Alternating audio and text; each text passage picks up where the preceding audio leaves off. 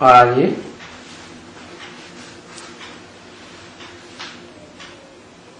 प्रातः क्लास की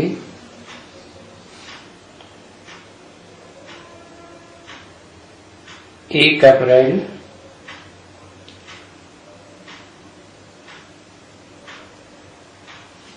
1967 की मुरली है।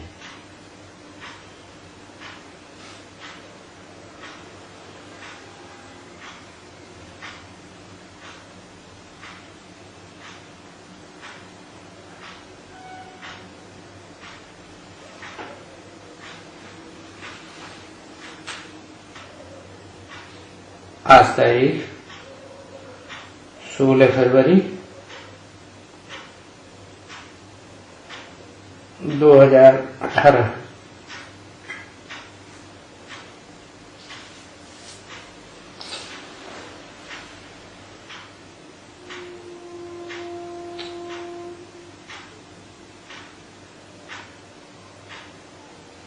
मुरली का पेज नंबर है 3 मध्य।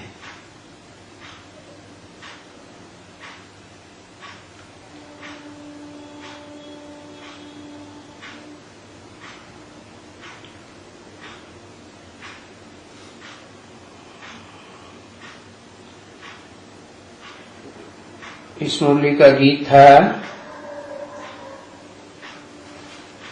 ये लड़ाई है दिए और तूफान की।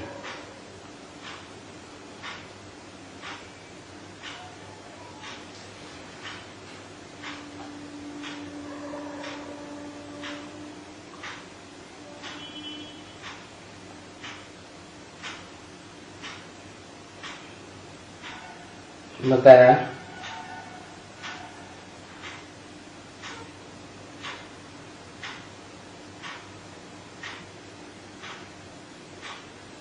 कि आत्मा है दीवा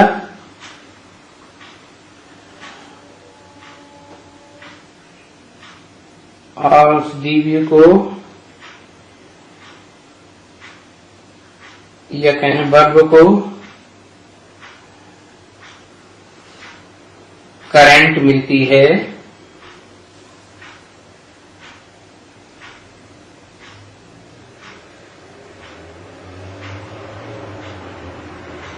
बड़े जॉन्स।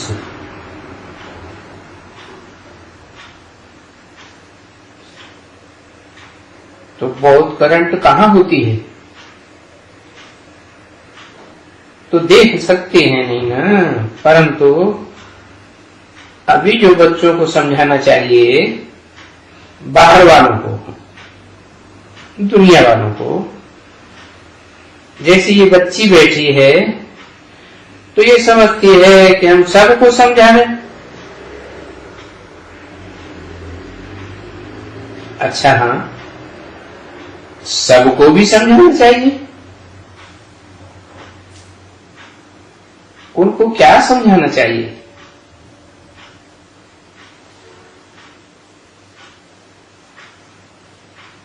किसने कहा? आत्माओं के बाप ने कहा। किस बच्ची की ओर इशारा किया? जो बच्ची ब्रह्मा के तन के सामने बैठी है, समझती है कि सबको समझा रहे। सबको माने कितनों को? बाबा तो दुनिया वालों को ही बात कर रहे हैं, दुनिया वालों को समझाना चाहिए, बाहर वालों को। तो जरूर वो बच्ची विश्व आत्माओं का या विश्व धर्मों की सभी आत्माओं की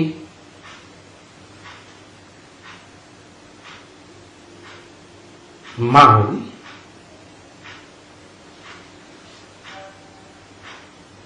जगदम्बा होगी। लेकिन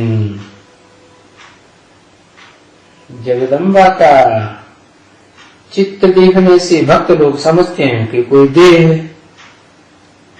तो बाहर से देखने में आती है। देह एक चीज है, और उसमें देह को चलाने वाली आत्मा दूसरी चीज, तो वो तो नहीं दिखाई पड़ती है। तो जगत की अम्बा है तो सारे जगत को समझाने वाली होगी ना, सभी बच्चों को समझाएगी, लेकिन समझाएगी तो आत्मा ना, जड़ शरीर थोड़ा ही समझाएगा। तो बच्ची सामने बैठी है,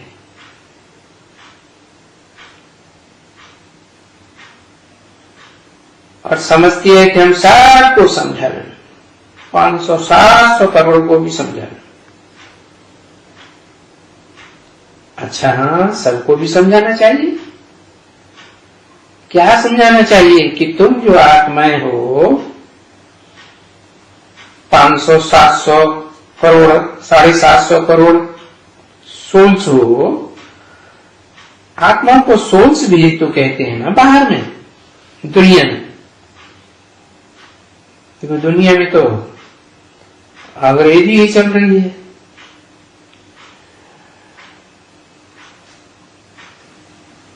तो वो आते हैं, तो जब यहां आकर के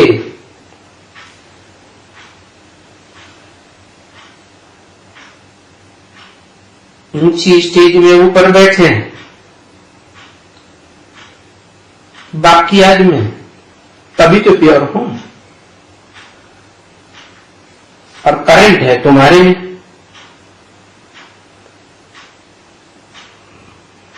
किसने बोला? शिव बाप जो अखूट ज्ञान का सागर है, उसने बोला। किससे बोला? जो विश्व में विश्व मनुष्य आत्मा, विश्व की मनुष्य आत्माओं का बाप है, सारी मनुष्य सृष्टि का बाप। एडम, आदम, आदिदेव, शंकर कहा जाता है, उससे बोला। वो बड़ी मशीनरी है ना, करंट देने वाली, तो बोला कि ये सबसे ऊपर है, और वो करंट है तुम्हारे में। माने जिस एडम आदम से बात कर रहे हैं, उससे कहा तुम्हारे में ये करंट है, और सतो प्रधान हो, गोल्डन एज में हो,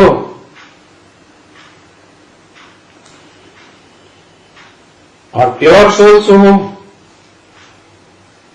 और फिर जो प्योर सोल है उसको इम्प्योर भी बनना है जरूर, क्योंकि ये तो शूटिंग चल रही है ना, रिहर्सल का है ना। 4 युगों का ड्रामा है, 4 सीन वाला, सतयुग, त्रेता, द्वापर, कलयुग। तो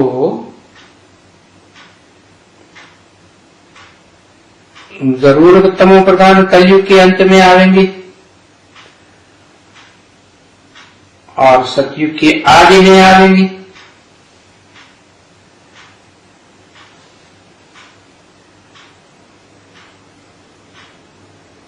कलयुग के अंत में आएंगे आत्माओं का बाप,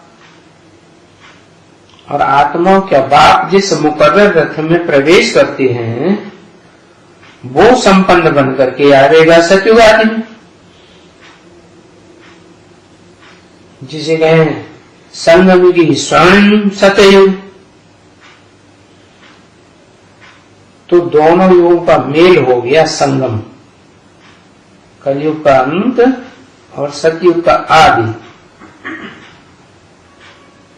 इस संगम में शूटिंग होती है, और डायरेक्टर कौन है? डायरेक्टर है परमपिता शिव, जो सदैव पर्दे के अंदर रहता है, कभी किसी को दिखाई नहीं देता। उसको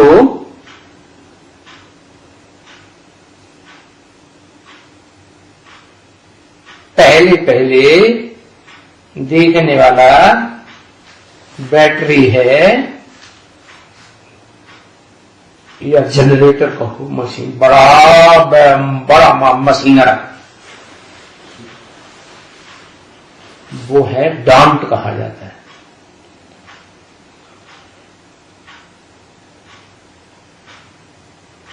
तो वो डांट से करंट लेनी है 500, 700 करोड़, 750 करोड़ मनुष्य आत्माओं को।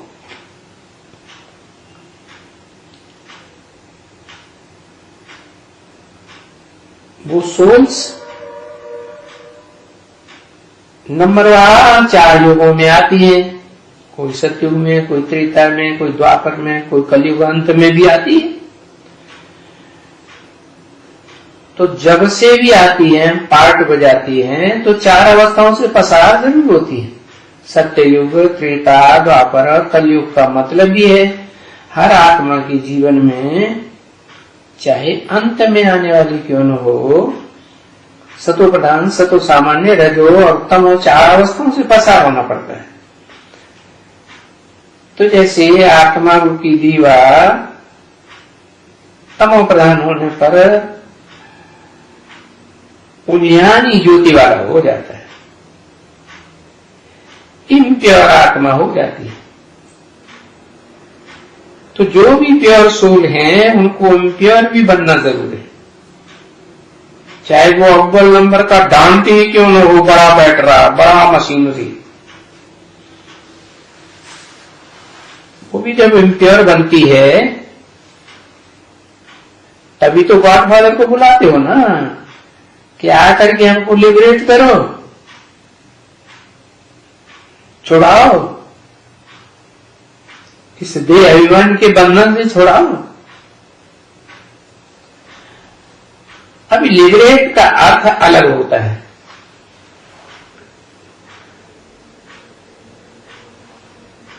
हमको पावन बनाओ,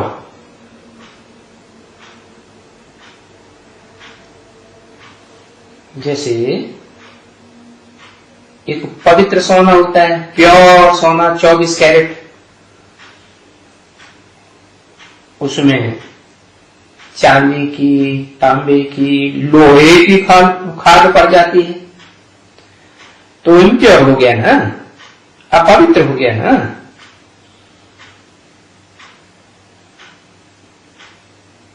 तो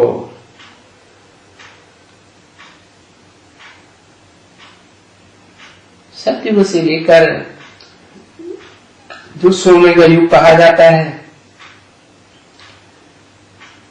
त्रेता में आत्माएं जन्म लेते लेते आती हैं, सुख भोगते भोगते इंद्रियों के संग के रंग में आते आते ऊपर से जो आत्माएं आती हैं वो चांदी जैसी आत्माएं आती हैं, उनके संग के रंग में आकर के चांदी जैसी हो जाती है। फिर द्वापर में उतरते हैं, ऊपर से भी उतरते हैं और पीछे वाले भी जन्म लेते रहते हैं, जनसंख्या बढ़ती रहती है, संग के रंग में आते रहते हैं, तो तांबे की खाद पड़ जाती है आत्मा में। फिर कलयुग में आते हैं तो ऊपर से आने वाली आत्माएं भी ढेर की ढेर आती हैं और पीछे से जन्म लेने वाले भी जन्म लेते रहते हैं। ये 84 का चक्कर है ना। तो इस चक्र में पार्ट बजाने आना तो सभी को है इस सच रूपी रंगमंच पर, लेकिन खाद मिक्स होती जाती है। कलयुग में लोहे की खाद, लोहे जैसी काली तमो प्रधान आत्मा, राक्षसी पार्ट बजाने वाली, उनके संग के रंग में आना पड़ता है। तो देवान बढ़ता रहता है। जो आत्मा सोना थी वो अपवित्र होती जाती है, खाद वाली बनती जाती है। तो दुख बढ़ता है। तो आत्मा कहती है हमको पावन बनाओ। जो कहते हैं हमको पावन बनाओ वो आत्माएं अलग होती है, सब नहीं कहती है। हे पतित पावन आओ, जो कहते हैं पतित पावन आओ, बुलाते हैं, वो ही पतित से पावन बनते हैं। जो बुलाते नहीं है पतित पावन आओ, वो पावन भी नहीं बनते हैं। तो लिबरेट माना कोई दुख से लिबरेट करो, दुख से छुड़ाओ। दुख होता ही है देह अभिमान से, देहभान आता ही है द्वापर युग से। द्वैतवादी युग है ना दैत्यों का, द्वापर और कलयुग ये दैत्यों का युग है, राक्षसों का, राक्षसी दुनिया है, दुखदाई।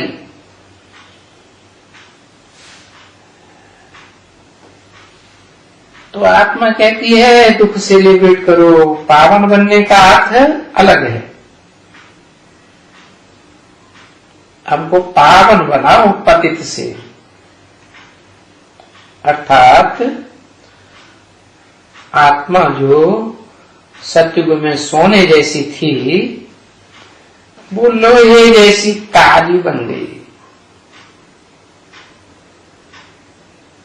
तो जरूर जो पतित बने हैं कोई से, क्योंकि सतयुग आदमी तो बहुत थोड़े होते हैं। फिर आत्मलोक से, सुप्रीम एबोर्ड से, मुसलमानों से कहते हैं अर्श, हिंदू लोग कहते हैं ब्रह्मलोक, परमधाम से आत्माएं आती रहती है इस सृष्टि रूपी रंगमंच पर। दुनिया की जनसंख्या बढ़ती रहती है। सतयुग से त्रेता की आबादी ज्यादा, त्रेता से द्वापर की आबादी ज्यादा, द्वापर से कलयुग की आबादी ज्यादा। तो ज्यों ज्यों आबादी बढ़ती जाती है, आत्माओं का जखीरा बढ़ता जाता है, तो अनेकों की संग के रंग में आकर के जो आदि में सतयुग में पावन आत्माएं थी वो अच्छी खासी पतित बन जाती है, दुखी हो जाती है। तो कहते हैं दुख से लिबरेट करो।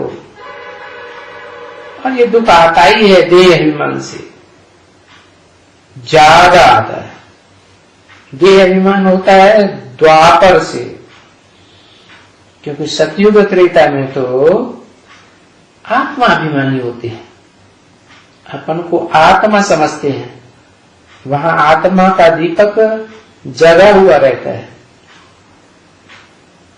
भले थोड़ी थोड़ी ज्योति कम होती है। इसलिए कहते हैं सतयुग में 16 कला संपूर्ण, त्रेता में 14 कला संपूर्ण आदि में, और त्रेता के अंतर द्वापर के आदि में 8 कला।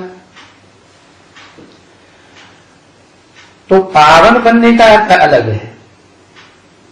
हमको पावन बनाओ पतित से, माना कलयुग के अंत में सभी आत्माएं पतित बन जाती हैं तो तामसी बन जाती है, लोहे जैसी, आयरन एज्ड। तो जरूर जब पतित बने हैं कोई से, माने कोई न कोई के संग के रंग में आए तो पतित बने, जिससे हमको लिबरेट भी करो। जिनके साथ पतित बने हैं हम वो सहज तो नहीं छोड़ेंगे, बैठेंगे। एक की याद में जो ऊंचते ऊंच भगवंत है, आत्माओं का बाप, जिसका किसी से कभी भी इस दुनिया में अटैचमेंट होता ही नहीं। इस दुनिया में आता भी है, मुकर्रर रथ में भी आता है, एकदम तमो प्रधान रथ में आता है, फिर भी अटैचमेंट ही नहीं होता। तो उसको जब आत्माएं याद करने बैठती हैं तो वो याद ही नहीं आता। जिनका संग का रंग लिया है इस दुनिया में आत्माओं ने, वो ही याद आने लगती हैं। तो कहते हैं जिनसे हम पतित बने हैं संग के रंग से, उनसे हमको लिबरेट भी करो और पावन भी बनाओ, हमको छोड़ाओ भी, इनके अटैचमेंट से हमें छोड़ाओ। तो ये तो अभी बाप बैठ करके तुम्हारे से रूहान करते हैं, रूहानी बाप है ना। तो ये रूहानी बाप खड़े होके नहीं, इस मुकर्रर रथ में बैठ करके तुमसे रूहान करते हैं और तुम ही सुनते हो। क्या रूहानी बाप की बातें, जो त्रिकालदर्शी है, अखूट त्रिकालदर्शी है, उसकी बातें तुम ही सुनते हो और तुम ही समझते हो कि बरोबर तुमको आए करके ये जो रावण का राज्य है, यहाँ रावण माना ही 10 तरह की बातें बनाने वाला, 10 सिरों वाला, 10 तरह के वाइब्रेशन छोड़ने वाला, 10 तरह की कहना सिखाने वाला शैतान का राज्य है। 10 धर्म पिताएं हैं ना नंबरवार, तो कलयुग के अंत में ही होते हैं।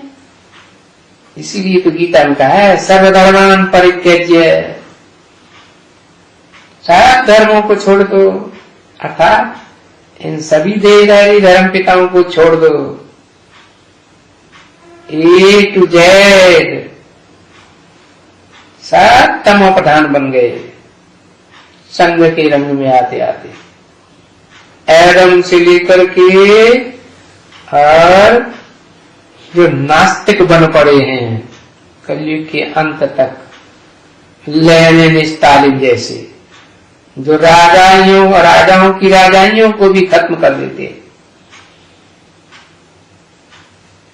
उन सबका राज्य इस दुनिया में चल रहा है संगठित रूप से।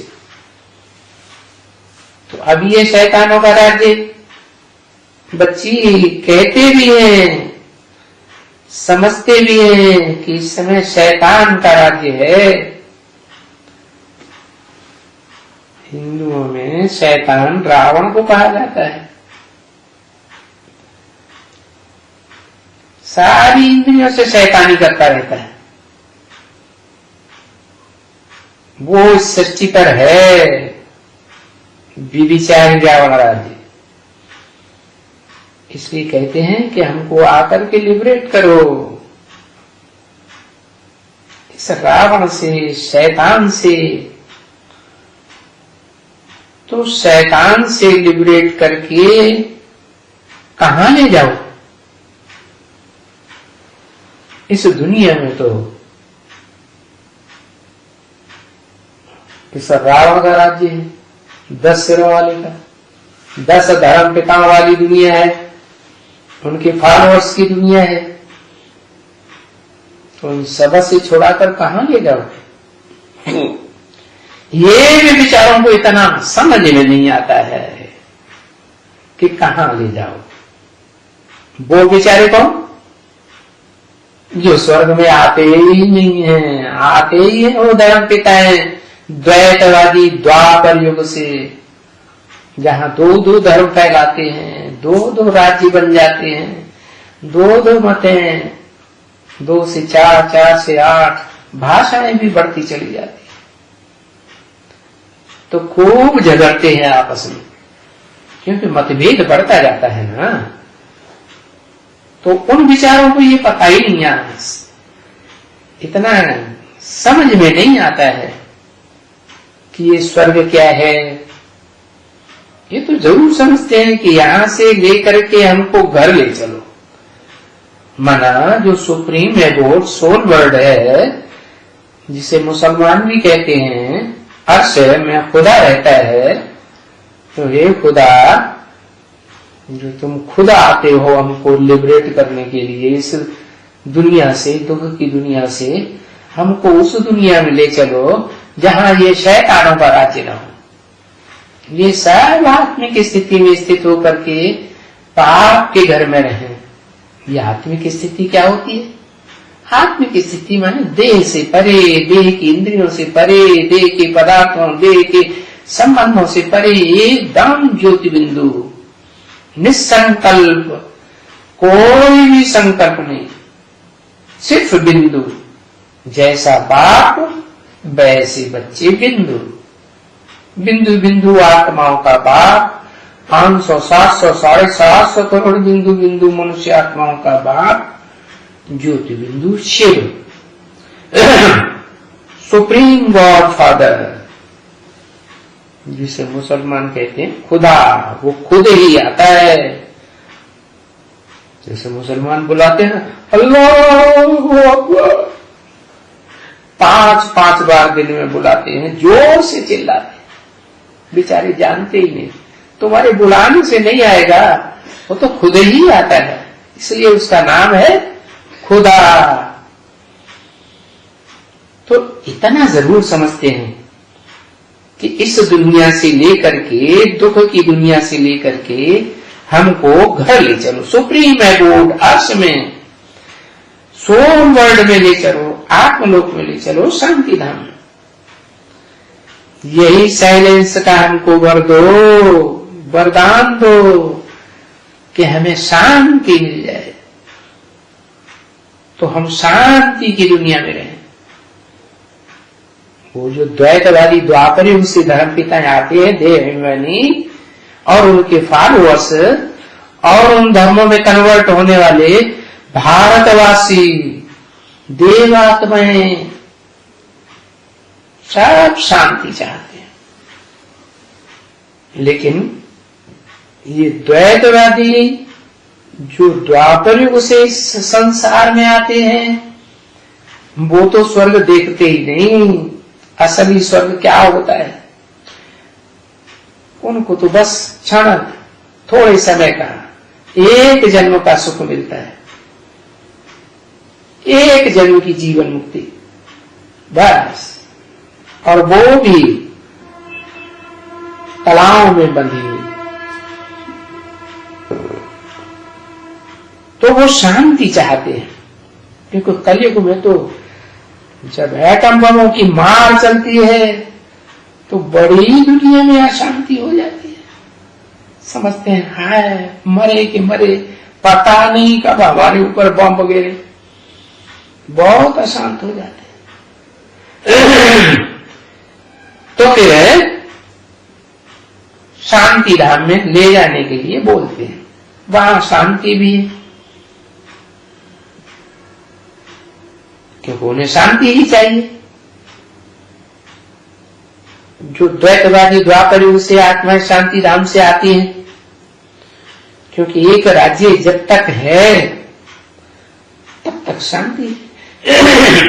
वो एक राज्य तो रहता है, एक बाप का स्थापन किया हुआ, एक हेवनली गॉड फादर का स्थापन किया हुआ राज्य तब तक रहता है जब तक द्वैतवादी, ये देह अभिमानी धर्म पिताएं सृष्टि पर नहीं आते।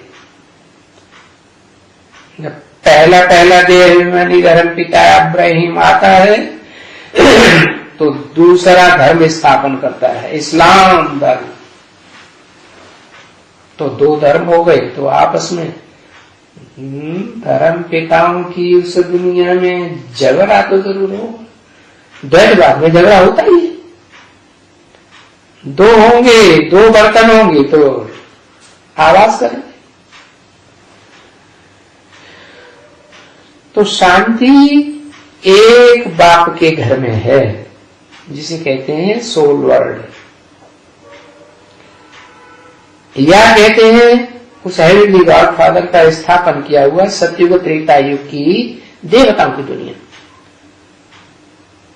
तो जब तक उन देवताओं का राज्य है तब तक शांति है, अर्थात घर में कोई भी हंगामा नहीं होता है।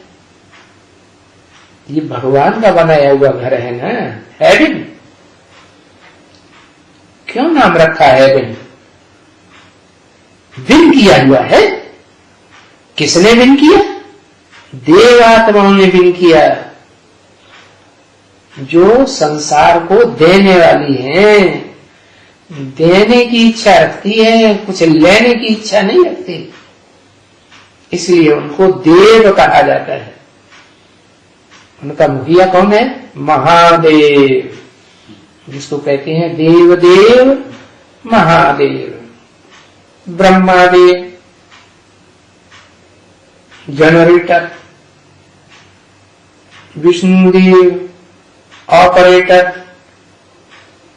शंकर देव महादेव डिस्ट्रक्टर। तो GOD कहा जाता है, गॉड। तो उस गॉड के घर में हंगामे की कोई बात ही नहीं। एक बाप है ना, एक बाप का राज्य है, एक बाप के सब बच्चे देवता हैं, बच्चे वगैरह हैं, सब शांत और सुखी रहते हैं, अशांत नहीं करते हैं, न तन शांत करते हैं न अशांत होते हैं, आत्मिक स्थिति में रहते हैं। अपन को देह नहीं समझते ना, मैं ज्योति बिंदु आत्मा, बस। ये मनुष्य जो यहाँ तंग होते हैं, ये अशांति से होते हैं, देवान से अशांति आती है कि हम देह हैं। देह 5 तत्वों से बनती है ना, पंचभूत कहा जाता है।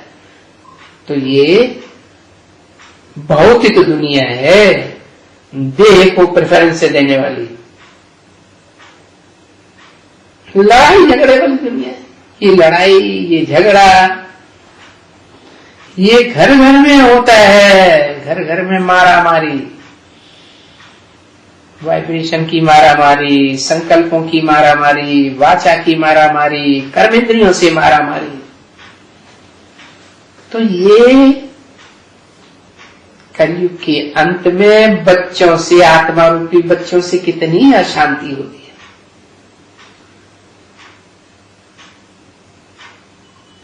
तुम तो जानते हो ना,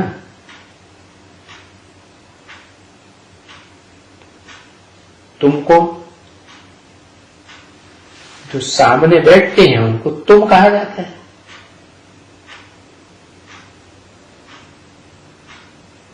कोई बिल्कुल सामने बैठते हैं, कोई आगे बाजू बैठते हैं, कोई पीछे बैठते हैं।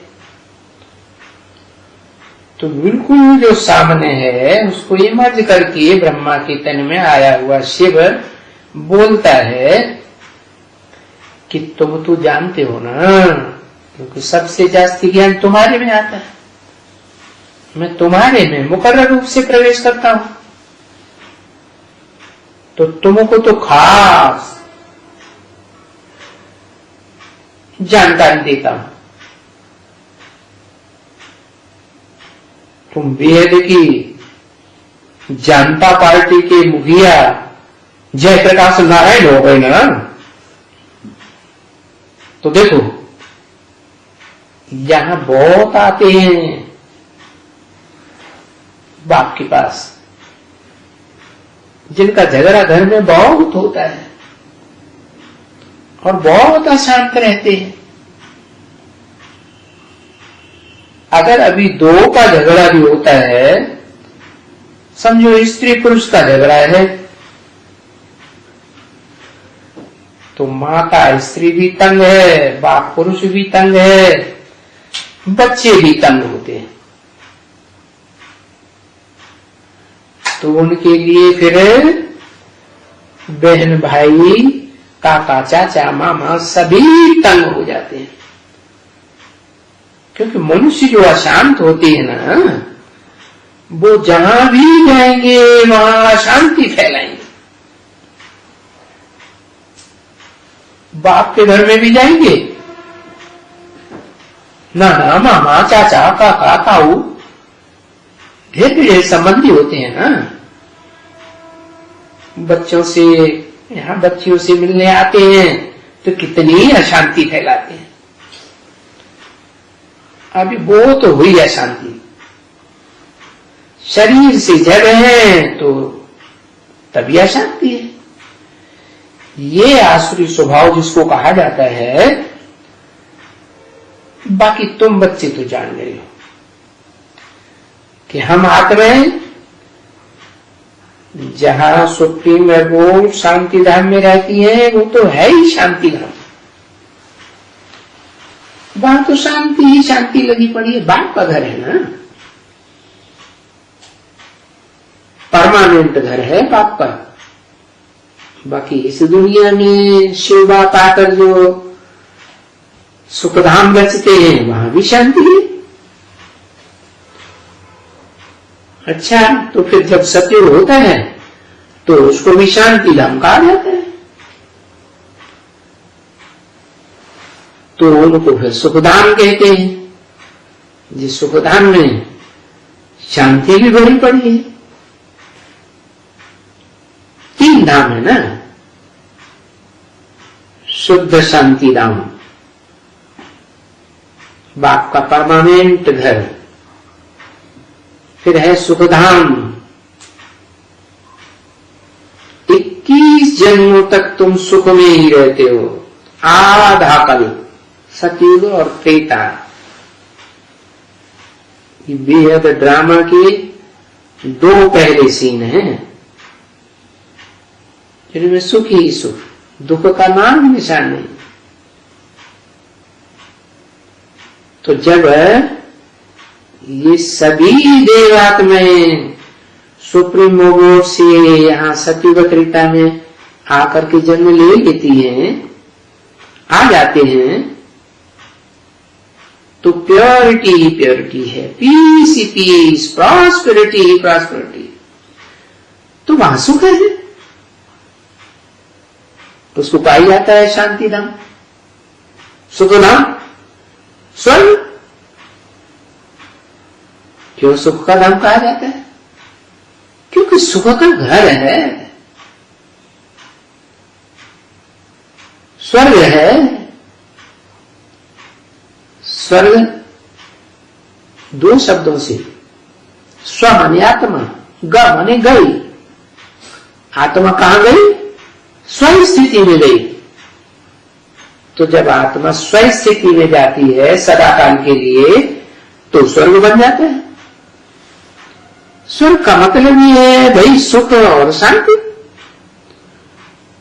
क्योंकि वहां सुख नहीं जाएंगे।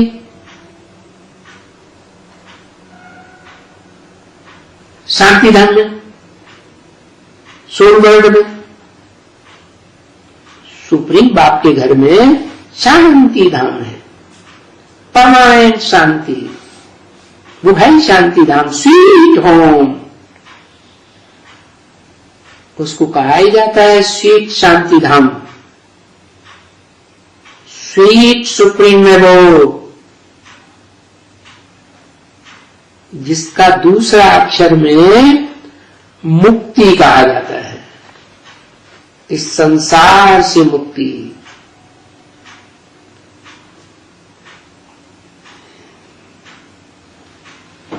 मोक्ष नहीं कहेंगे, क्योंकि आत्मा का सदा काल के लिए मोक्ष तो हो ही नहीं सकता। जब गॉड फादर को, भगवान को ही इस दुनिया में आना पड़ता है। हिंदू लोग तो कहते हैं कल्प कल्प लगे प्रभु अवतारा। कल्प कहते हैं 4 युगों के मेल को, चतुर्युगी को। तो हर चतुर्युगी में भगवान को आना पड़ता है आत्माओं को उद्धार करने के लिए, मुक्ति देने के लिए।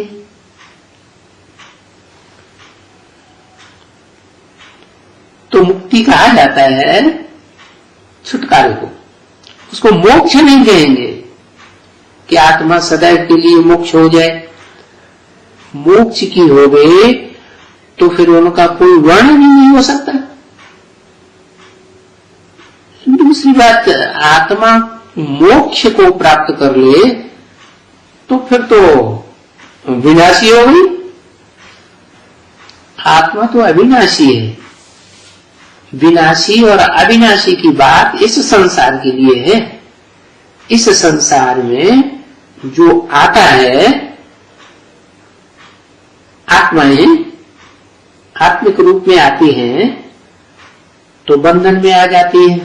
सुख के बंधन में आती है पहले, फिर धीरे धीरे दुख के बंधन में आती है। संग के रंग में आते आते तो बंधन हो जाता है। उसको मोक्ष नहीं हो सकता क्योंकि आत्मा तो अविनाशी है।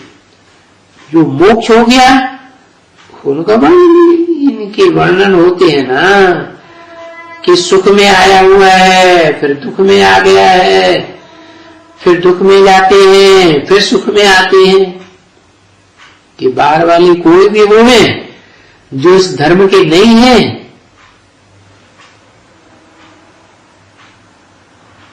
उनको सिर्फ इतना ही समझाना होता है कि तुमको मुक्ति चाहिए। बाहर वाले क्यों कहा? क्योंकि तुम बच्चे यहां बाप के पास घर में बैठे हो, तुम अंदर वाले हो गए। बाकी जो सुनते ही नहीं है, आते भी हैं तो एक बार आए फिर मारे दे बन के वापस चले गए, कभी आए ही नहीं लौट के। तो उनको सिर्फ, वो बाहर वाले हैं ना, उनको सिर्फ इतना समझाना होता है कि तुमको मुक्ति चाहिए ना, इस अशांति से मुक्ति चाहिए, वापस जाना है, इस देहभान से छूटना चाहते हो, क्योंकि मुक्त हो जाओगे तो पीछे बाद में जीवन मुक्ति तुम्हें जरूर मिलेगी। ऐसे नहीं कि सदा काल के लिए तुम्हारी मोक्ष हो जाए, मुक्ति हो जाए। नहीं, तुम तो अविनाशी आत्मा हो, तो मुक्ति चाहिए, वापस जाना है। क्योंकि मुक्ति के पीछे जरूर फिर जीवन मुक्ति में वापस जाना पड़े। परंतु वो जब फिर यहां आवे तब फिर उसको जीवन मुक्ति कहें। इस संसार में आवेंगे ही नहीं तो जीवन कैसे धारण करेंगे, जीव आत्मा कैसे बनेंगे? शरीर आत्मा धारण करे तभी तो जीव आत्मा कही गए। क्योंकि पहले पहले जो आएंगे तो जीवन मुक्त तो जरूर होंगे, क्योंकि बाप के घर से आए। पहले पहले जो आएंगे वो जीवन मुक्त में, और पीछे आते हैं तो उनको थोड़ा जीवन बंध ज्यादा अनुभव होता है अंत में। लेकिन पहले आने वालों को भी जीवन बंध में आना पड़ता है, क्योंकि हाफ एंड हाफ होता है ना। सामान्य रूप से सभी आत्माओं को आधा सुख आधा दुख है। सबके लिए इतना तो है ही, आत्माओं के लिए भी हाफ एंड हाफ है। ये सृष्टि के लिए भी हाफ एंड हाफ है। सत्ययुग त्रेता सुख और कलयुग द्वापर में दुख, तो हाफ एंड हाफ हुआ ना। तो पीछे जो आते हैं वो देरी देरी से आते रहते हैं, तो फिर वो हाफ तो नहीं हो सकता है ना। फिर भी इतनी ही सुख और शांति जितनी सतयुग में होती है इतनी ही तो उनको नहीं मिल सकती है। बाकी ये तो जरूर है कि सतो प्रधान सो सतो जरूर होने का है, सतो से रजो जरूर होना है, रजो से तमो प्रधान होना है। 4 गेट से पास जरूर होते हैं। बाबा ने समझाया ना, पिछाड़ी में जो अभी आते होंगे वो क्या आते होंगे? बेचारी एक जन्म लेते होंगे कलयुग के अंत में, आधा जन्म लेते होंगे। वो क्या सुख और दुख का अनुभव करेंगे।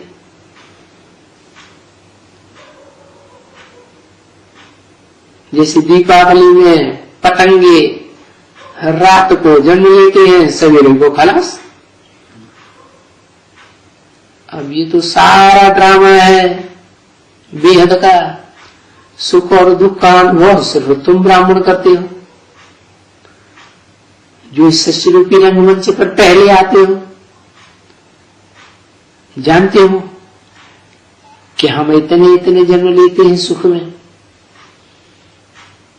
इतना जन्म फिर दुख में लेते हैं। ज्यादा से ज्यादा 21 जन्म सुख में लेते हैं, 63 जन्म दुख में लेते हैं द्वापर कलयुग में। और तुमको अभी नॉलेज भी मिली है, सबके सुख और दुख की नॉलेज मिली है।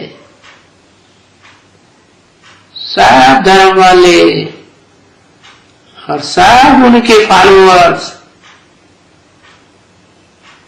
कौन कितना सुख लेते हैं, कौन कितना दुख लेते हैं।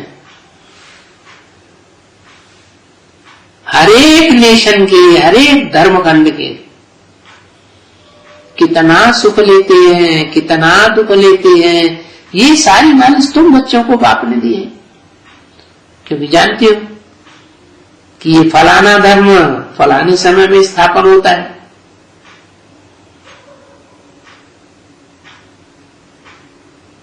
जैसे सतयुग में सूर्यवंशी, त्रेता में चंद्रवंशी, फिर द्वैतवादी कलयुग द्वापर में इस्लाम धर्म, क्रिश्चियन धर्म, बौद्ध धर्म, फिर द्वापर के अंत और कलयुग के आदि में शंकराचार्य का संन्यास धर्म।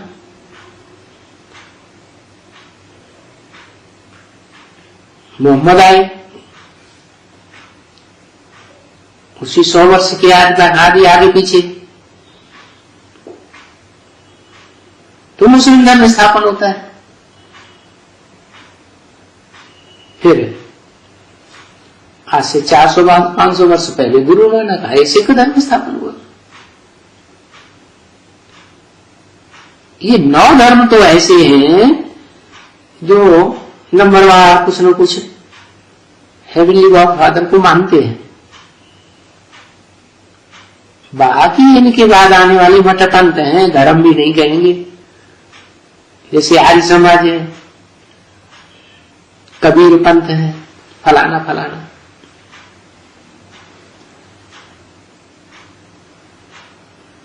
अंत में आते हैं नास्तिक, जो आर्य समाजियों से निकलते हैं। क्योंकि हर धर्म में 2 फाड़े तो हो ही जाते हैं, आर्य समाजियों में भी 2 फाड़े हो जाते हैं। उन्हें कहते हैं कम्युनिस्ट, भारतीय कम्युनिस्ट, फिर मार्क्सवादी कम्युनिस्ट। तो तुम जानते हो कि फलाने फलाने धर्म में, फलाने फलाने धर्मखंड में कितना कितना सुख और कितना कितना दुख होता है, और किस समय ये स्थापन होते हैं। तो नई दुनिया में तो नहीं होगी ना ये सब धर्म। भले उनका नया खंड होता है धर्मखंड, तो उनके लिए जैसे वो नई दुनिया हो गई। क्योंकि ये भी समझते हैं ना, अभी बौद्ध खंड, चीन, जापान, तिब्बत वगैरह ये नया खंड हो। क्रिश्चियन खंड, भाई ये नया खंड, यूरोप खंड, फिर बाद में अमेरिका खंड, तो नया हुआ ना। ये अमेरिका आज से 500-600 वर्ष पहले ईजाद हुआ ना, मनुष्यों की दिमाग में आया कि अमेरिका भी कोई धर्मखंड है, कोई खंड है, कोई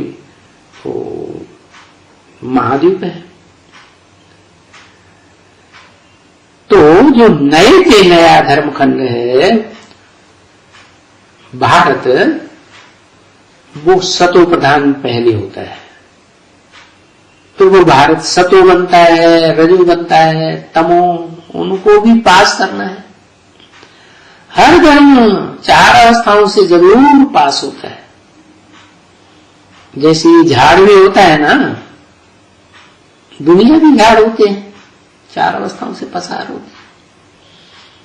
ये भी षष्ठ रूपी वृक्ष है।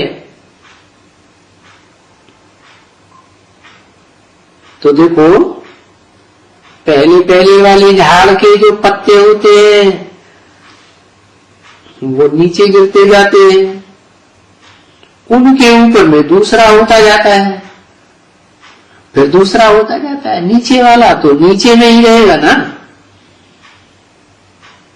तो जो ऊपर में चले जाते हैं वहां की झाड़ बड़ा हो जाता है। तो वो नया नया तुम देखते हो ना, झाड़ में ऊपर नई नई टालियां कैसे निकलती हैं, कितनी फ्रेश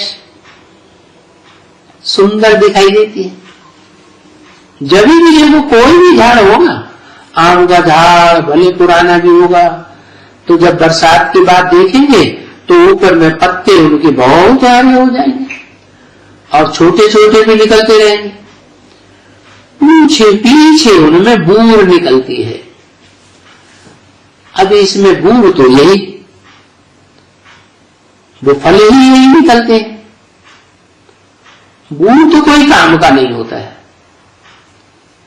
फल निकलते हैं वो काम के होते हैं। तो अभी ऐसे ही है, ये झाड़ बहुत छोटा है, अभी नया झाड़ है। तुम देखा ना, आम का झाड़ लगाया यहां तो कितना सड़ गया, बाकी जाकर के 4 झाड़ बचे, शायद 5 होंगे, बाकी शायद सड़ गए।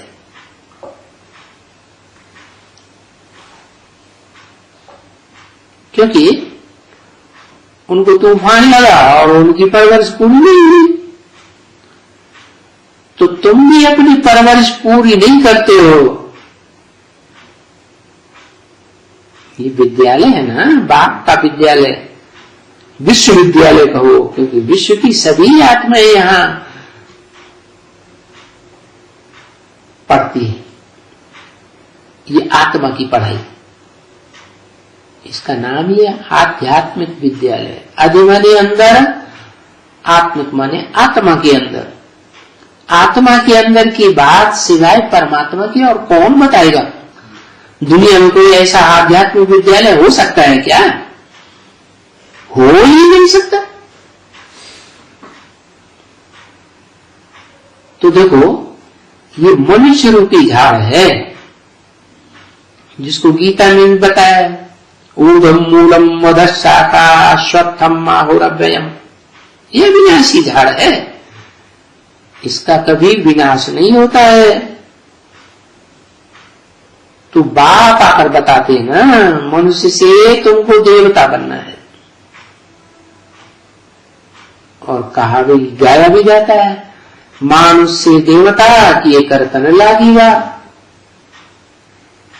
क्या ऐसे तो नहीं कहा जाता, जानवर से देवता किए करतन लागिवा, कीड़े मकोड़ों से किए करतन लागिवा, या राक्षसों से किए करतन लागिवा। नहीं, मनुष्य से। मनुष्य किनको कहा जाता है? जो मनन चिंतन मंथन करते हैं, मन का उपयोग करते हैं, उनको मनुष्य कहा जाता है। तो मनुष्य आत्माओं का बाप में सुप्रीम सोल बाप आते हैं।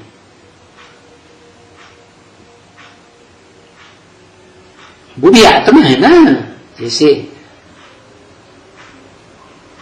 सभी मनुष्य, सभी प्राणी मात्र आत्मा है, ज्योति बिंदु है। बिंदु बिंदु आत्माओं का सबका बाप ज्योति बिंदु शिव, सुप्रीम सोल, उसका कोई बाप नहीं, परंतु वो आत्माओं का बाप है, मनुष्यों का बाप नहीं।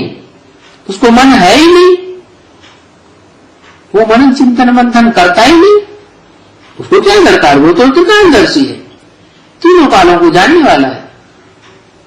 तो उसमें प्रवेश करता है जो इस दुनिया में सबसे जास्ती मनन चिंतन मंथन करने में परफेक्ट होता है।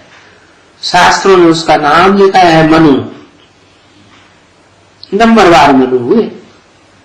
तो बाप आकर बताते हैं ना, मनुष्य देवता किए करत न लागी बार, मनुष्यों को देवता बनाता हूं। बाकी जानवर जिनकी बुद्धि चलती ही नहीं, मन चलता ही नहीं, मन को कंट्रोल करने के प्रयत्न ही नहीं करते, तो तुम देखते हो कि पूरा देवता नहीं बन सकते। थर्ड ग्रेड के, फोर्थ ग्रेड के देवता बनते हैं।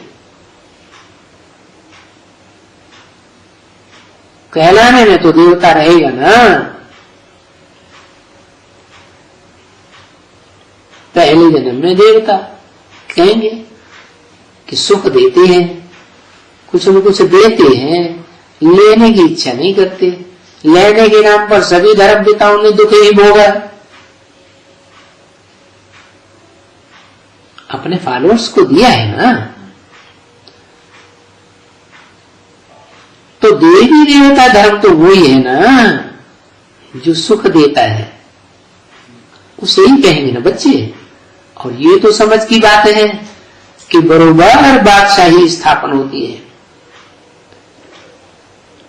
उसमें जरूर होगा, परंतु ये समझ करके ये होगा, अच्छा हम कोई थर्ड क्लास बने, हम ये तो बेसमझी हो गई। थर्ड क्लास देवता क्यों बने, फर्स्ट क्लास सेकंड क्लास तो फिर भी अच्छा है। परंतु ये माया से नहीं लड़ सकते हैं, ये माया बेटी से लड़ाई लड़ने में फेल हो जाते हैं। माया बेटी कहते हैं ना, बेटी है तो कन्या हुई ना, कन्या में प्योरिटी ज्यादा दिखाई देती है, तो बहुत आकर्षण करती है, तो बेचारे लड़ नहीं सकते, फेल हो जाते हैं। फेल की तो बात तुम जानते हो, बहुत यहां चिट्ठी आती है, बोलते हैं हम फेल हो गए बाबा, हम गटर में गिर गए बाबा, हम फेल हो गए। गटर में गिर गए, हाँ, मुंह तो पलीती बन गए।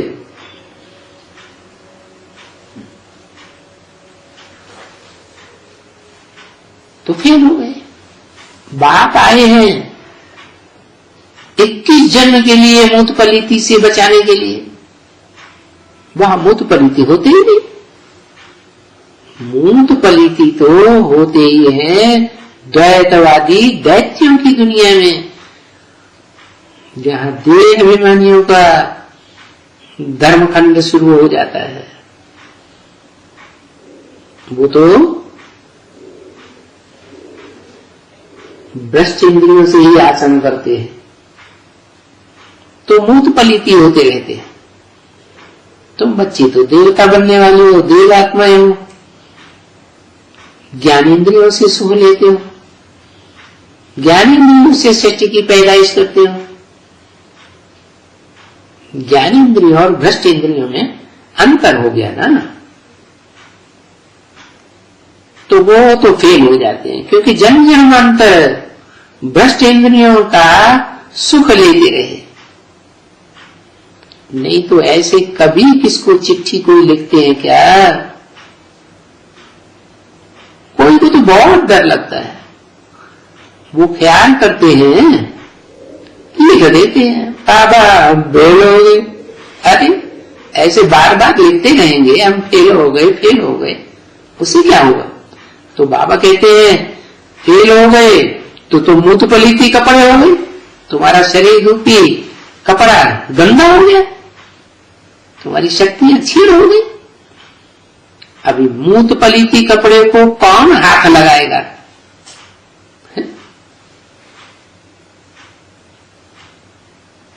बंदियों का काम क्या होता है?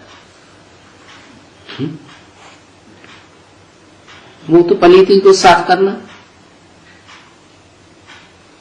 नहीं, वो तो ठीक नहीं है मूत पलीती को हाथ लगाना, क्योंकि अभी तुम जानते हो कि मूत पलीती कपड़ा वो बाप को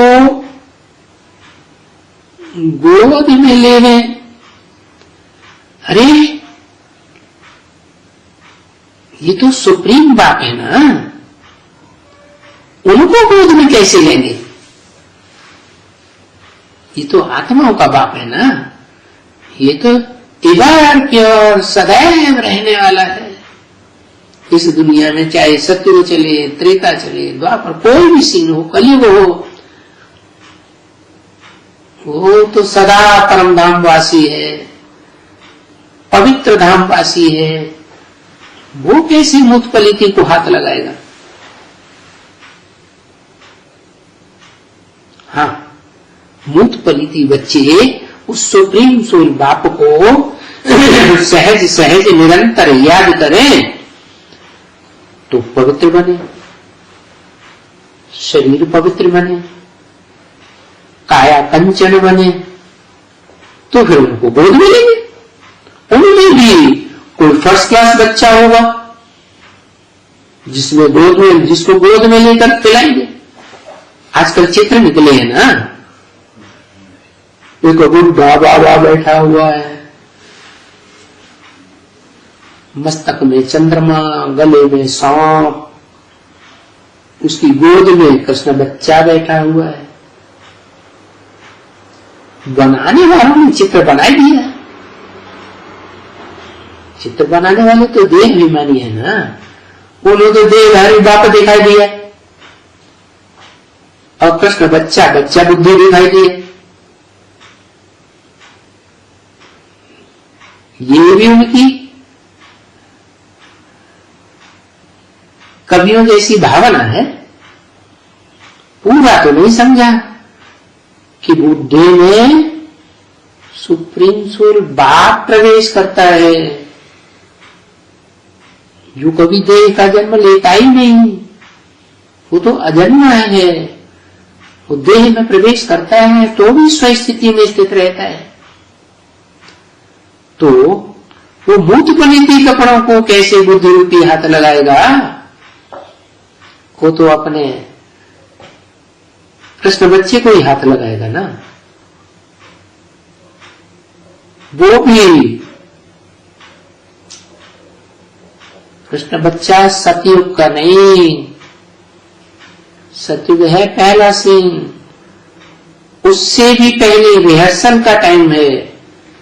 पुरुषोत्तम संगम युग, पुरुष माने आत्माएं, उन आत्माओं में जो अव्वल नंबर आत्मा है संगम युगी कृष्ण, जिसके तन में वो अधूरा चंद्रमा कृष्ण चंद्र की आत्मा सतयुग का प्रवेश करता है, जो मस्तक पर दिखाया जाता है। वो बच्चा है, जगत पिता जगदम्बा का बच्चा है। तो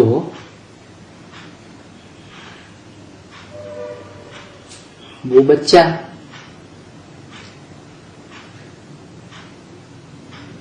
तो सतयुग में जाके जन्म लेता है। उस बच्चे को जन्म देने वाला उस प्रिंस को जन्म देने वाला कोई प्रिंस का बाप होगा ना।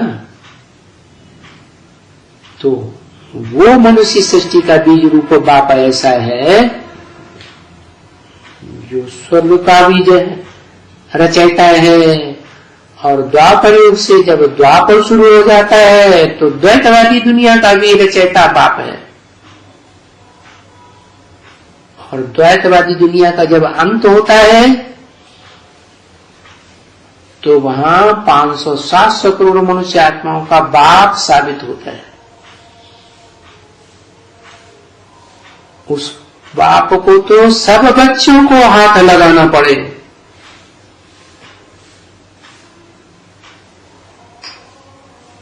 तो बताया कि सुप्रीम सोल बाप मूत पलीती बच्चों को कैसे दो हाथ लगाएगा? नहीं, वो तो ठीक ही नहीं है, वो तो एवर प्योर है, सदा काल एवर प्योर। इस दुनिया में जो भूत भविष्य वर्तमान होता है अर्थात चारों युगों में वो तो परम धाम में रहकर ही पवित्र है। इस सृष्टि पर जब कलयुग के अंत में आता है तो भी अपवित्र में प्रवेश करके पवित्र ही रहता है। वो कैसे बुद्धि रूपी हाथ लगाएगा? क्योंकि अभी तुम जानते हो कि मूत पलीती कपड़ वो बाप उनको गोद में कैसे लेंगे? तो जिस तन में प्रवेश करते हैं वो भी तो मूत पलीती बच्चों का बाप है। तो उसमें प्रवेश करके तब तक उसमें प्रत्यक्ष नहीं हो सकते प्रैक्टिकली जब तक वो सुप्रीम सोल बाप की याद में रह करके कंप्लीट निर्विकारी न बने, पवित्र न बने।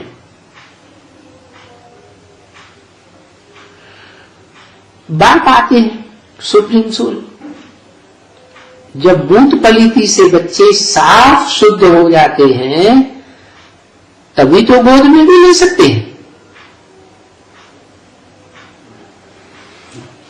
तो मां का काम है सफाई करना। बड़े के बड़ी माता है जगदम्बा, सारे जगत की अम्बा। उसके भी दो रूप हैं, एक आत्मिक रूप जिसे लक्ष्मी कहा जाता है, महागौरी, और एक है द एक रूप जो मूत पलीती भी बनती है, महाकाली। तो ऐसे मूत पलीती कर्म करने पड़ते हैं ना। तो बाप मूत पलीती बच्चे जब साफ शुद्ध हो जाते हैं तभी वो गोद में ले सकते हैं। इसलिए चित्र दिखाते हैं कि बुड्ढे की गोद में बच्चा कृष्ण बैठा हुआ है। ये चित्र पहले नहीं दिखाते थे, अभी आजकल ये चित्र बने हैं क्योंकि संगम युग चल रहा है ना। उस संगम युग में वो बच्चा पवित्र होने की कगार पर है, इसलिए गोद में दिखाया। अभी कायदे बाबा ने बंद कर दिया है, क्योंकि सबको गोद में नहीं लेते,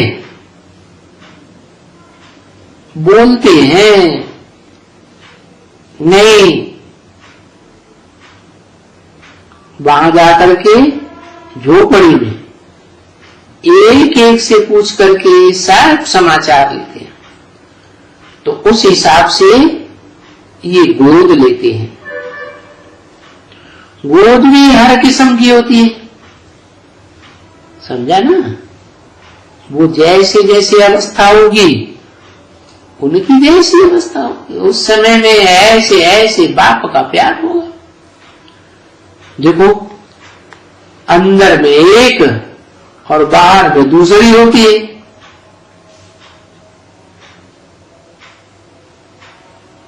अंदर में माया बेटी बैठी हुई है और बाहर में दिखाती है मैं बच्ची बन के बाप की गोद में आई हूं, लड्डू।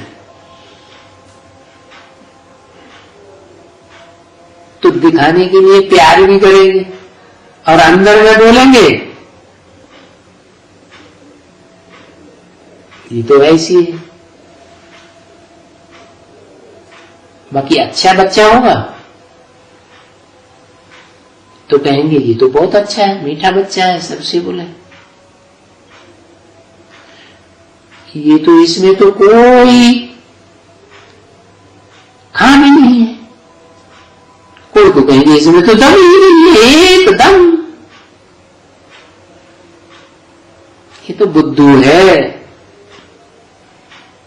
कोई भी समझ करना नहीं जानते हैं। ये अच्छे बच्चे हैं, ये करते हैं, ये नहीं करते, तो ख्याल तो रहता है ना सभी। तो जैसा बच्चा वैसी गोद। ये तो कोई को भी, अज्ञानी को भी बाप होगा तो कोई अच्छा बच्चा होगा, बिल्कुल वो कमाने वाला होगा, विलायत से बहुत पैसा लेकर के आया हुआ है, तो बड़े प्रेम से मिलेंगे। और कोई बच्चा होगा यहां गजब सर बिकते होंगे यहां वहां, तो उनको इतनी खुशी नहीं होगी, उनको इतनी खुशी से लेंगे ही। बच्चे तो बच्चे ही है ना, तो उनको इतनी खुशी से नहीं लेंगे। बोलेंगे ये गाजरी बाजुरी है। ये बाबा भी जानते हैं, अपनी राजधानी में भी तो कोई राजा बनेगा, कोई गाजरी बांसुरी बनेगा। फिर उनको किस दृष्टि से देखेंगे या क्या करेंगे? दोनों बाप दादे हैं ना। ये मनुष्य सृष्टि का बाप है जिसमें प्रवेश किया है मुकर्रर रूप से, और जिसने प्रवेश किया हुआ वो दादे हो गया इस मनुष्य तन में। दादे का वर्षा तो 500-700 करोड़ को जरूर मिलेगा, बाकी बाप अपना वर्षा दे या न दे, कोई तो दे कोई को न दे। यूं तो बच्चे तो सभी हैं, परंतु फिर भी जब दादा आते हैं पढ़ाने के लिए अच्छी तरह से, तो पढ़ना चाहिए ना, पढ़ना चाहिए ना बच्चे अच्छी तरह से। तो ये है पढ़ाना, और ये है उनको महत्व समझाना। ये आध्यात्मिक विद्यालय की पढ़ाई, आत्मा के अंदर की पढ़ाई, अधिमाने आत्मा, आध्यात्मिक, ये बाप के सिवाय, सुप्रीम सोल बाप के सिवाय और कोई पढ़ा ही नहीं सकता। बाकी जैसे इस बच्ची के लिए बाबा ने कहा कोई भी धर्म हो, तो उनको ये पहले होना चाहिए कि बाप को कहा ही जाता है लिबरेटर। अभी लिबरेटर किसे कहते हैं? देखेंगे कहां फंस गया है, और गाइड करते हैं। तो लिबरेटर और गाइड कौन है? उनका परिचय देना होता है। ये परिचय कौन देता है? इस बच्ची को बोला ना, परिचय देना है, सारी दुनिया को परिचय देना है। परिचय देने वाली मूल कौन है? बीज आत्मा, और आत्मा शरीर के बगैर काम कर न सके। तो जिनको परिचय देना है उन सबको कह देना चाहिए कि सुप्रीम गॉड फादर, क्योंकि मूल बात यही है ना कि सिर्फ गॉड फादर और supreme God father. Supreme God father जब आते हैं, वो समय जब उनका होता है, ड्रामा प्लान अनुसार आते हैं, तो सबको लिबरेट करेंगे। सृष्टि की आदि सतो प्रधान सतयुग में थोड़े ही करेंगे, न त्रेता में करेंगे, न द्वापर में रजो प्रधान में करेंगे। जब एकदम ये सच्ची रूपी मकान तमो प्रधान बन जाए, तो सबको लिबरेट करेंगे, इस अशांति की दुनिया से छुड़ाएंगे। क्योंकि हेवन में तो कोई फंसा हुआ नहीं होता है, ये तो विन किया हुआ है ना। राक्षसी दुनिया, दुखदाई दुनिया के ऊपर विन किया हुआ है ना, तो वहां कोई फंसा होने की बात ही नहीं। सब स्वतंत्र होते हैं, आत्मा है ही स्वतंत्र। जो पुकारते हो हमको छुड़ाओ, हे पतित पावनाओ, अरे किससे छुड़ाना? हेवन में तो जो वो शैतान है वो तो होता ही नहीं है। शैतान कौन? वही 10 सिरों वाला रावण, तमो प्रधान बने हुए सिर, शैतान होते हैं हेल में। जहां हेल माने बाढ़, जहां कामाग्नि जलती है, तो जरूर वो पुकारते हैं हमको शैतान से छुड़ा करके घर में ले चलो, शांति धाम में ले चलो। हे शांति दाता, शांति देवा, हमको अपने घर में ले चलो। तो शांति देवा देवता है, वो सबको छुड़ाए के ले जाता है, परंतु उसे पहले अपने अंदर शांति धाम क्रिएट करना पड़े, तब ही तो शांति देवा सबको शांति देगा ना। देवा है कि लेवा है? देवा है, देने वाला। परंतु देवताओं को देवता बनाने वाला कौन है? वो है सुप्रीम सोल गॉड फादर। वो देव नहीं है, वो देवता बनाने वाला है। वो तो आकर के कहते हैं कि तुमको अगर घर चलना है तो तुम देखो पतित है, प्योरिटी नहीं है तुम्हारे में, और तुम्हारा जन्म भी इम्प्योरिटी से हुआ है, मूत पलीति से तुम्हारा जन्म हुआ है। अगर तुम प्योर बन जाएंगे, मुझे याद कर करके प्योर बनेंगे, गॉड फादर ऐसा कहते हैं, मुझे याद करो, तो जो इम्प्योरिटी तुम्हारे में आ गई है, पतित हो गए हो, इम्प्योर हो गए हो, मुझे याद करो तो तुम प्योर हो जाएंगे। कौन कहते हैं? गॉड फादर कहते हैं। गॉड फादर मुख से कहेंगे कि बिना मुख से कहेंगे? मुख से कहते हैं। तो मुख से जो बोलने वाला है वो कौन है? God father. गॉड फादर में और सुप्रीम गॉड फादर में अंतर नहीं है।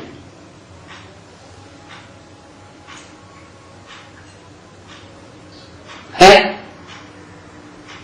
गॉड फादर, गॉड बनकर के बैठने वाले इस संसार में नंबरवार बहुत हुए। क्रिश्चियंस इस दुनिया में क्राइस्ट को भी गॉड मानते हैं, बाप मानते हैं, गॉड फादर। मुसलमान मोहम्मद को गॉड फादर मानते हैं। सन्यासी शंकराचार्य को गॉड फादर, भगवान शंकराचार्य। सिख लोग गुरु नानक को सदगुरु मानते हैं। सत्य माने सच्चा। अरे सच्चा गुरु तो एक निराकार होगा ना, वो साकार कैसे हो गया? तो जो साकार बनकर के बैठने वाले हैं वो नंबरवार धर्म पिताएं हैं, जो भारतीय ग्रंथों में, शास्त्रों में दशावतार के रूप में लाए हुए हैं।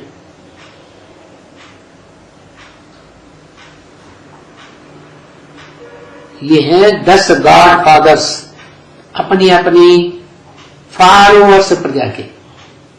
परंतु सुप्रीम गॉड फादर एक है, उसको अपना शरीर नहीं है, वो सदैव निराकार है। इस सृष्टि में साकार मुकर्रर रथ में आता भी है तो भी निराकारी स्टेज में रहता है।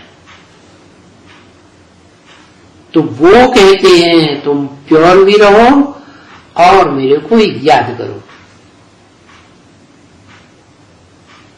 किस तन में याद करूं? जिस तन में मैं मुकर्रर रूप से आया हुआ हूं, उस तन को पहचानो और याद करो। उस तन के द्वारा, साकार के द्वारा निराकार को याद करेंगे, साकार में निराकार को याद करेंगे तो याद सहज हो जाएगी। सिर्फ निराकार को याद करना सबके बस की बात नहीं है, वो सिर्फ गॉड फादर्स की बात है। चाहे वो अव्वल नंबर का गॉडफादर मनुष्य सृष्टि का बाप हो, चाहे वो किसी भी धर्म का धर्म पिता हो, वो ही निराकार को याद कर सकते हैं। अथवा उनके जो बीज हैं एकदम आदि के बीज, जो संगम युग में ऐसी स्टेज तैयार करते हैं जिन्हें 10 धर्म के बीज कहा जा सकता है, वो अविनाशी बीज हैं और संगम युगी स्वर्णिम स्वर्ग से ही अपना पार्ट बजाना शुरू करते हैं।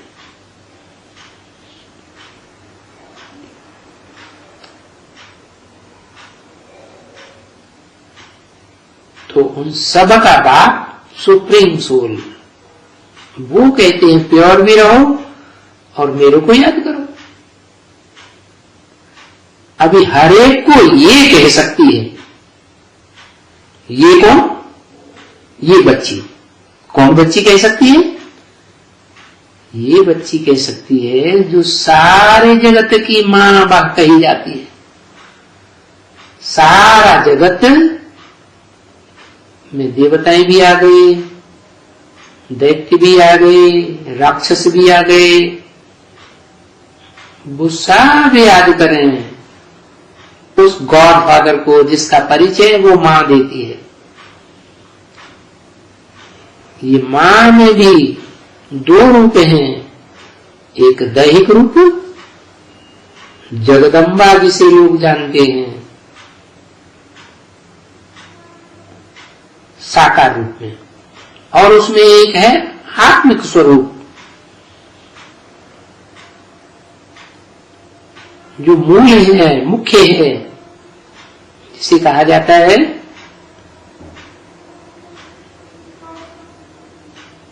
पार्वती, लक्ष्मी, सारे संसार को पार लगाने वाली। तो वो हर एक को ये कह सकती है, क्योंकि जो डायरेक्शन देते हो तुम, जो गाइड करते हो, तो बाप के तरफ में इशारा करती हो कि एक को याद करो, मुझे भी याद न करो। मेरे 2 रूप हैं, एक आत्मिक रूप और एक दैहिक रूप। आत्मिक रूप में मैं हूं सदा पवित्र रहने वाली, एक को याद करने वाली, एक के साथ संसर्ग संपर्क में रहने वाली। देह तो अनेकों के साथ संबंध में आती है, वो नंबरवार है देहधारी आत्मा। तो बोला उस एवर प्योर बाप को याद करो जो कभी भी आत्मा पवित्र नहीं बनती, वो आत्माओं का बाप है और वो आत्मलोक से आते हैं। बस इनके सिवाय और कोई भी एवर प्योर नहीं रह सकता। इनके कह के डबल क्यों कर दिया? क्योंकि जिस तन में आते हैं उसको भी साकार रूप में एवर प्योर बनाते हैं। साकार शरीर धारण करने वाली आत्माओं में जिस तन में प्रवेश किया है वो ही एवर प्योर है, उसके अलावा और कोई एवर प्योर नहीं है। इसलिए उसको भारतीय सभ्यता में अमोघ वीर्य कहा जाता है। वो ऐसी स्टेज धारण करता है कि उसकी शक्ति कभी क्षीण होते ही नहीं। जब तक संगम युग है, जब तक नई सृष्टि नहीं बनी है, तब तक इनकी यही स्टेज रहती है। इनके सिवाय, किनके सिवाय? इनके माने 2 कम से कम। कौन 2? एक सुप्रीम सोल और एक सुप्रीम सोल जिसमें प्रवेश करता है मुकर्रर रथधारी में, वो सोल मनुष्य सृष्टि का बाप। बस इनके सिवाय और कोई भी वर प्योर नहीं रह सकते हैं। क्या कोई कहे हम भी उभरते और बढ़ के दिखाएंगे, तो नंबरवार हो जाएंगे, अव्वल नंबर नहीं हो सकते। बाकी जो आते हैं सो प्योर से इम्प्योर जरूर बनते हैं, कि पुनर्जन्म जरूर लेते हैं। मनुष्य जो भी आते हैं पुनर्जन्म तो लेते ही हैं। तो इस समय में सभी हैं जो चिल्लाते रहते हैं हम पतित तो हो गए। सभी में कौन कौन आ गए? चाहे देव आत्माएं हो, चाहे आसुरी आत्माएं हो, चाहे मनुष्य आत्माएं हो, सब पतित हो गए। 500-700 करोड़ जो भी परमपिता सुप्रीम सोल के बच्चे हैं सब चिल्लाते रहते हैं, पतित हो गए। इसलिए मैं राय देता हूं, ऐसे बताओ क्या बोलना है इस बच्ची को। मैं राय देती हूं, एडवाइस देती हूं। देखो इतनी छोटी बच्ची पर एडवाइस देती है ना, क्या कितनी छोटी बच्ची, नाम ही रख दिया ब्रह्मा कुमारियों ने अंतिम वाला। शरीर से छोटी है ना,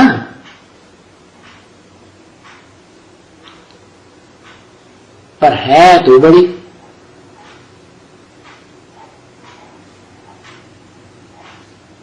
नाम ही है जगदम्बा। शरीर का नाम है कि आत्मा का नाम है? लोग तो शरीर को ही देखते हैं। जो आत्मिक स्थिति वाले बच्चे हैं वो आत्मा को पहचानते हैं कि ये है पार्वती, पार लगाने वाली। बाकी देह तो डुबोने वाली है या पार लगाने वाली है। तो इतनी छोटी बच्ची पर एडवाइस देती है ना। क्या एडवाइस देती है? एक सुप्रीम सोल बाप को याद करो, निरंतर याद करोगे तो अव्वल नंबर देवात्मा 16 कला संपूर्ण बन जाओगे। और तीखा याद करोगे, सारा जीवन शरीर छोड़ते समय तक भी याद करोगे तो स्वर्णिम संगम युग में कलातीत आत्मा बन जाओगे।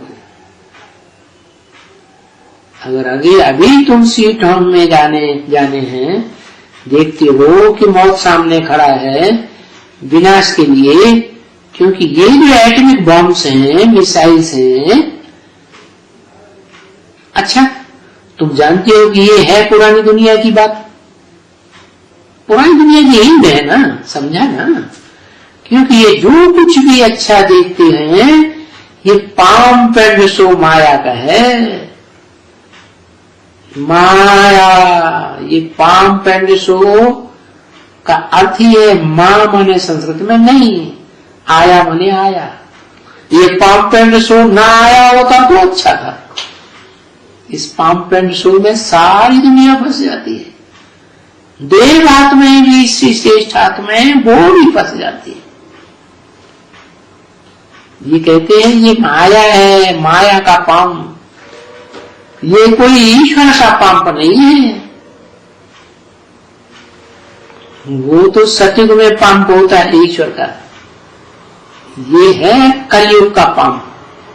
कल है कलेश का युग, अशांति का युग। तो वो कलयुग की पाम इस समय में क्यों है कि खींचे हैं अपन को, आत्मा को खींचते चले जाएं, सत्य को भुलाए दे रहे, स्वर्ग को भुलाए दे रहे। नहीं तो मुसलमान भी मानते तो हैं जन्नत को, क्रिश्चियंस भी मानते तो हैं हेवनली गॉड फादर को।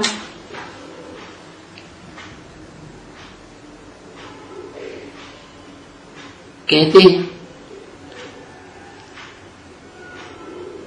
कि लॉर्ड कृष्ण का राज्य था,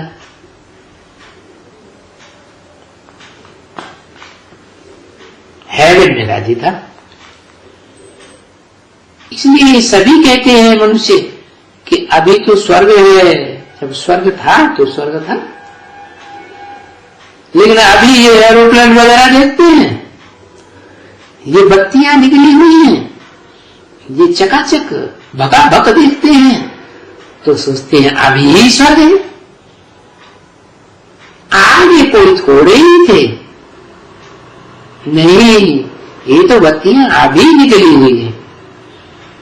तो अभी को कहा जाता है ये है माया का पंप पिछाड़ी का, थोड़े समय का है, फिर एटमिक बम बन चुके हैं।